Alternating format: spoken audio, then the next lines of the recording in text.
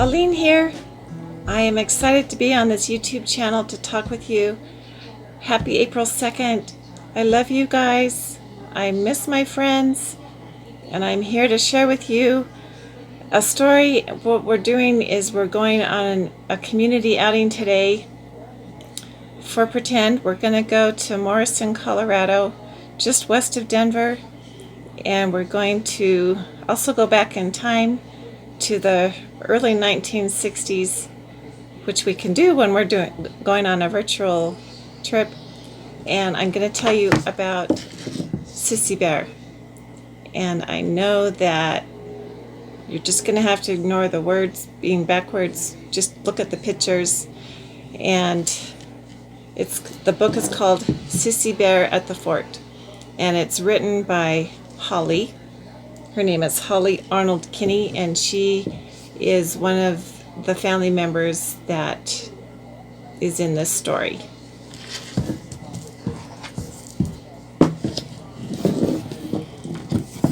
Here is Holly and her father and Sissy Bear. And here is Holly with her bear taking a nap. The picture of Sissy Bear with Holly's dad.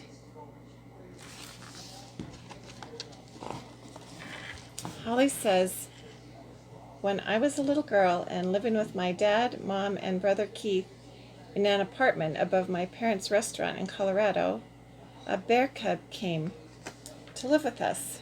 Her name was Sissy Bear, and she and I became such good friends that I sometimes cuddled up against her warm, furry shoulder for a nap."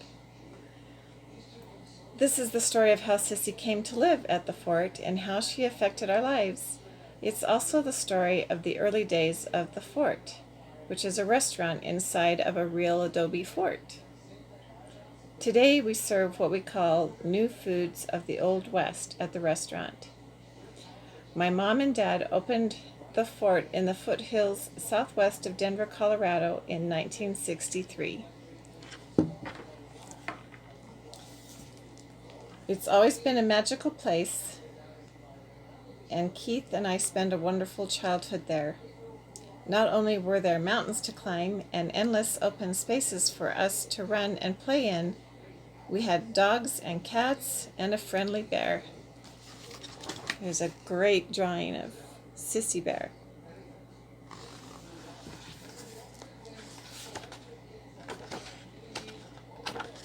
Here's another picture of her.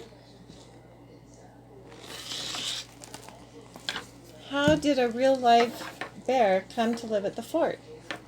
Sissy Bear was just 2 months old when she came to live with my family at the fort near Morrison, Colorado.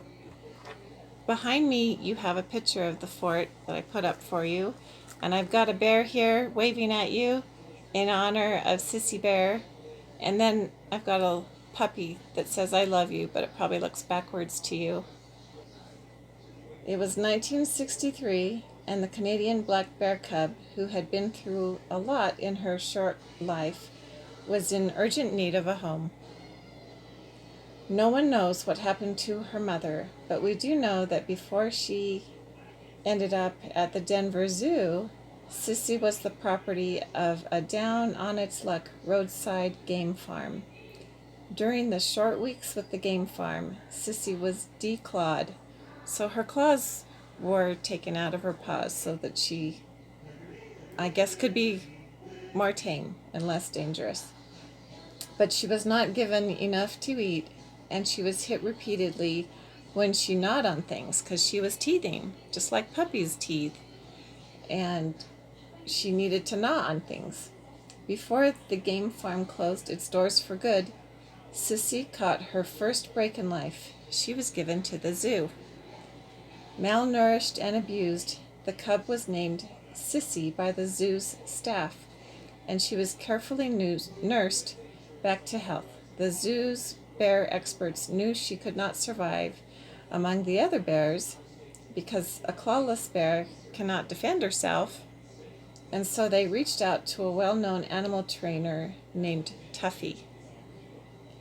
Tuffy had a wrestling bear named Victor, and he knew a lot about how to handle bears.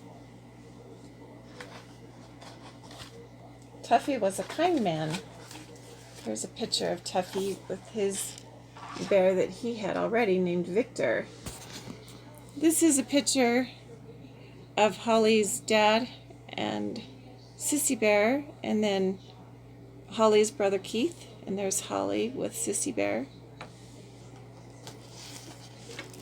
Despite Tuffy's reputation as a bear and alligator wrestler, he had a tame bear named Victor. He told the zoo that although he could not take Sissy Bear, he would find a home for the abandoned cub. In those days, Tuffy and his wife traveled through the West in an old school bus with 3 alligators in a specially outfitted trunk and their trained bear. Victor rode with the people up front. As they traveled, Tuffy and his wife would set up a small circus tent and demonstrate to large and small audiences how to wrestle a bear. Tuffy welcomed audience members to try too, and Victor often stuck his tongue through the muzzle's mesh to lick his rivals on the face. In the spring of 1963, Tuffy and my dad, Sam Arnold, came to an agreement that brought Tuffy's traveling show to the fort for the summer. The restaurant had only recently opened, and Dad, an advertising guy who recognized a good opportunity when he saw one, knew the bear and alligators would be a draw and help put the fort on the map. And with them, they had a dog named Lobo that I'll tell you about a little bit later. The fort is an exact replica of Colorado's Old Bent's Fort. And back then, before the highway was built, it was a good hour's drive from Denver. Dad had moved our family to the second floor of the adobe building away from Denver, and my brother Keith and I were excited to be living in a real fort. We were even more excited when Tuffy and company set up their tent in our courtyard.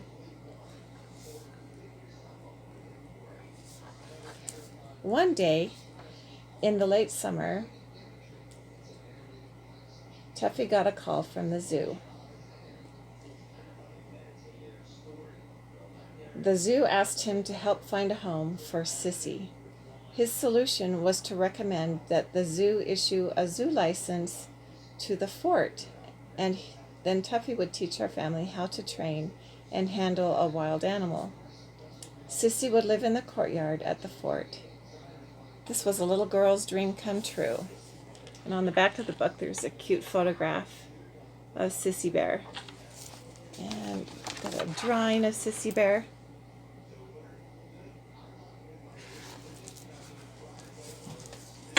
We were about to get a bear, but we wondered, where does a bear sleep?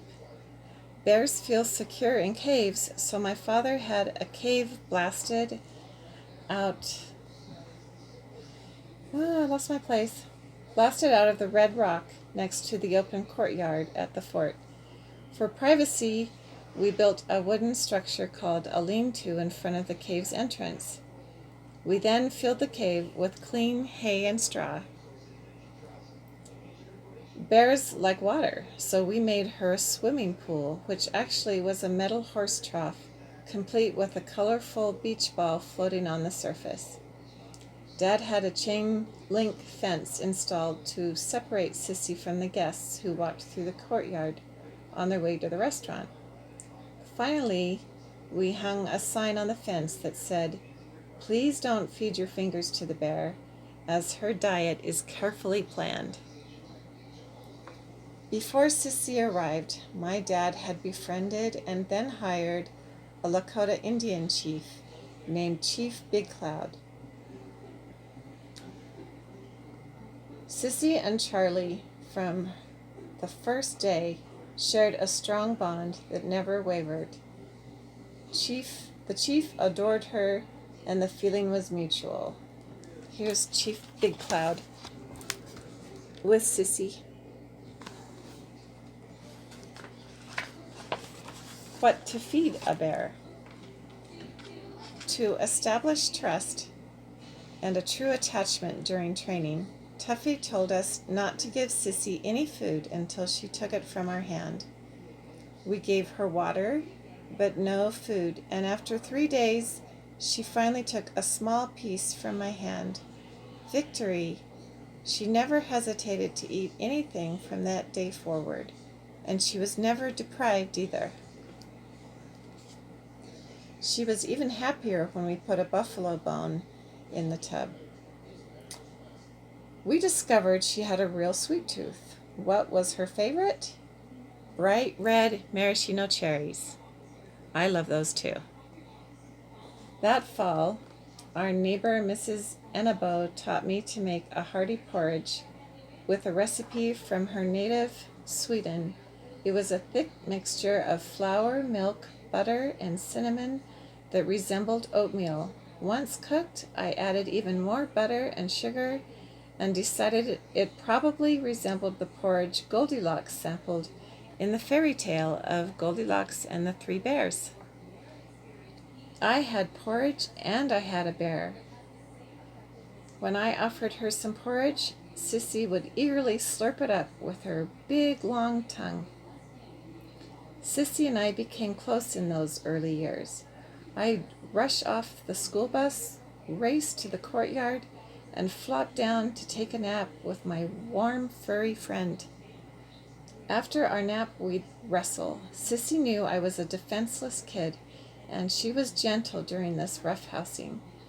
She occasionally nipped my arm, but never hard enough to break the skin. Kissed by a bear. Now she's going to tell us how they learned to get Sissy Bear to kiss the guests.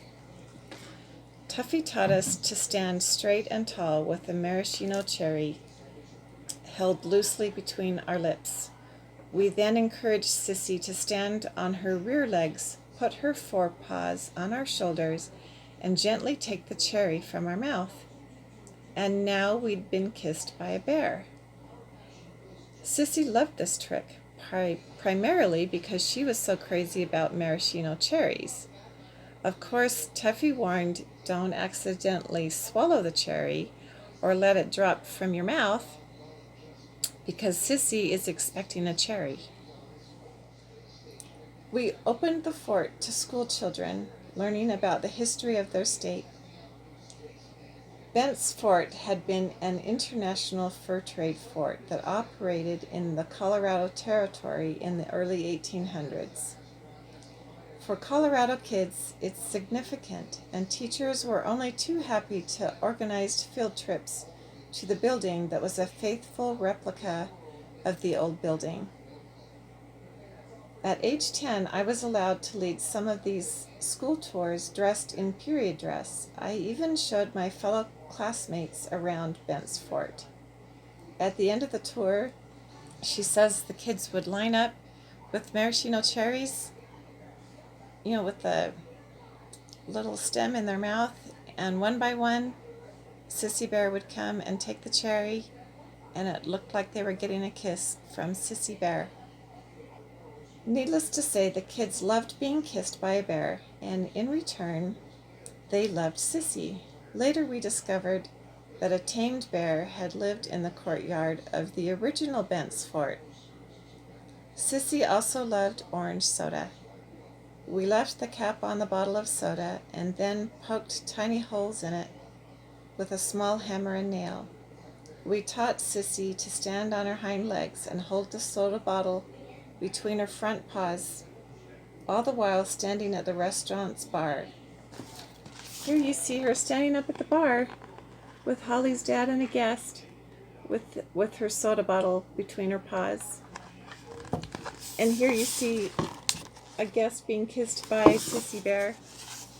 And there's Keith walking with Sissy Bear, and here is Sissy Bear in Holly's dad's car. When business was slow, Keith and I led Sissy up the fort's driveway to the road, keeping her happy with a constant stream of sweet maraschino cherries. Holly says that the sight of a bear and a couple of kids on the side of the road convinced a number of drivers to stop, and we would talk to them about the fort. Their goal was to lead them, like Pied Piper, if you know that story, and they would lead them into the courtyard and into the restaurant for a meal. Sissy wore a thick chain around her neck, which we used like a leash on a dog. Every now and then she'd break the chain, and we'd find her on top of the huge red rock above her cave. That was no problem. We would let her roam for a few hours. She never went too far because the fort was her home. There's Tuffy standing on her hind feet at the fort. The wild in the bear. Tuffy taught us that bears are always wild, and so it's important to never ignite their wild instincts. For instance, don't play tag or encourage them to run or chase you. You cannot outrun a bear. They are solid muscle and very fast. As children growing up in bear country, we were taught to confront a bear head on and never turn our back to them or run. Bears have extremely sensitive noses and can smell food on your clothing. We learned this, and as tame as she was, Sissy could get angry if she thought we were hiding food from her. This is what Tuffy would tell them. So we learned to hold our hands high over our heads when we approached her. Showing her we had no food, we'd let her sniff us all over, and even stick her nose in our jeans pockets. And then if we did have food in a pocket, it went directly to Sissy. Do bears hibernate? Sissy never hibernated. In fact, bears don't sleep all winter, even in the wild. They slow down and they sleep through the worst of the cold weather, and they wake up several times. They don't eat much, but they live off the body fat they accumulate over the summer and fall. And Holly says that Sissy was well fed, and when it became spring again, she had a lot more energy. Sissy and Lobo, a love story. So I told you they had a German Shepherd named Lobo. Here he is with Keith.